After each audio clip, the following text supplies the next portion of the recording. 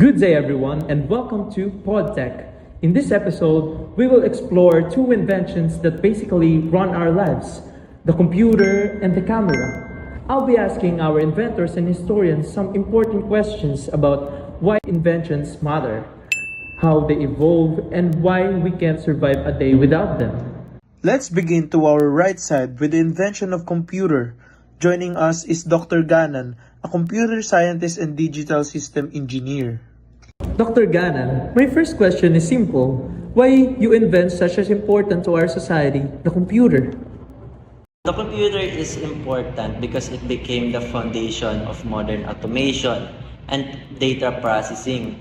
It allows us to solve complex problems efficiently and perform tasks that would take human days or even years to complete manually. It also enables global communication within seconds. Thank you for that wonderful answer, Mr. Ganan. And when it comes to society, how did computer change everyday life? So computer changed how people work, learn, and communicate. Offices became digital, education moved online, and information became instantly accessible. Almost every industry today relies on computer to function. Thank you for that wonderful answer, Mr. Ganan. To understand how all of this started, we're joined by Professor Lorraine Legaspi, a scholar in computing history. My first question is, Professor, can you briefly explain the historical development of the computer and its key dates?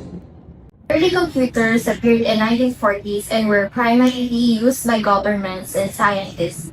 In the 1970s and 1980s, personal computers became available in the public.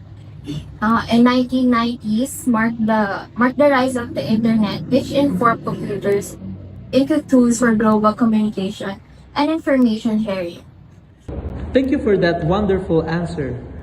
From giant machines noong 1940s to the laptops and phones we use today, the computer really changed how we live, work, and connect.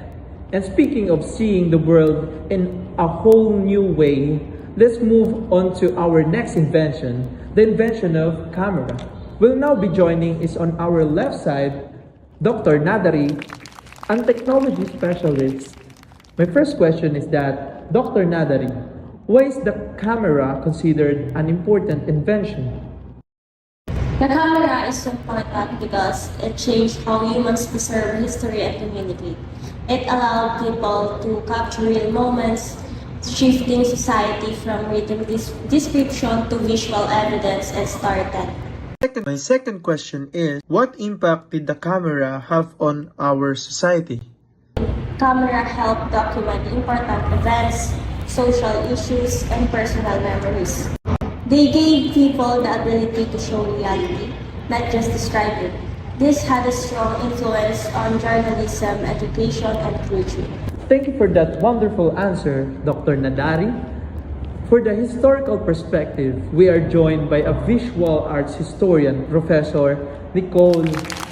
Professor, how did the camera influence technology over time?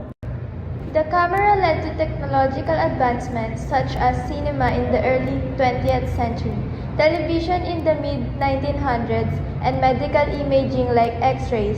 Over time, it became a powerful tool for both artistic expression and scientific development. Thank you for that wonderful answer. So clearly, the camera didn't just freeze moments.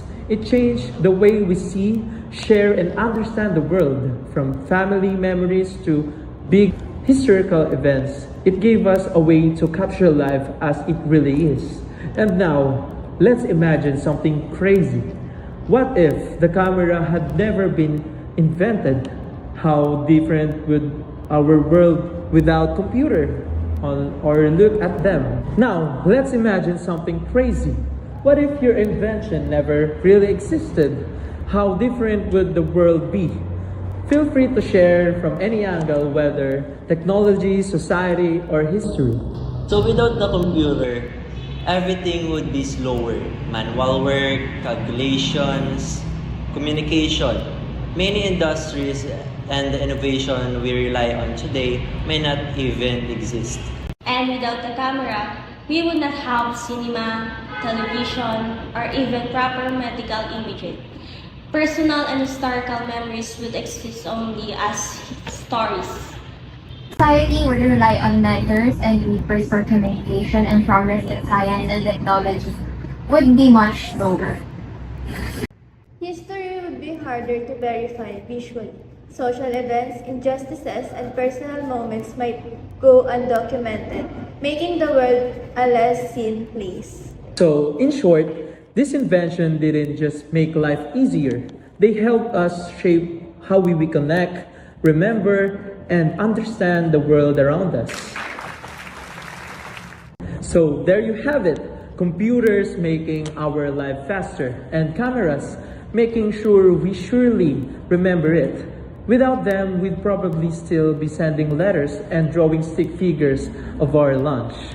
A big thank you to our inventors and some historians, and for sharing their insights and making this episode is possible. Thank you for tuning in our PodTech. Stay curious, keep exploring, and don't forget to take a photo or at least screenshot of your day. And see you next time. Thank you. Thank you. Thank you. Thank you.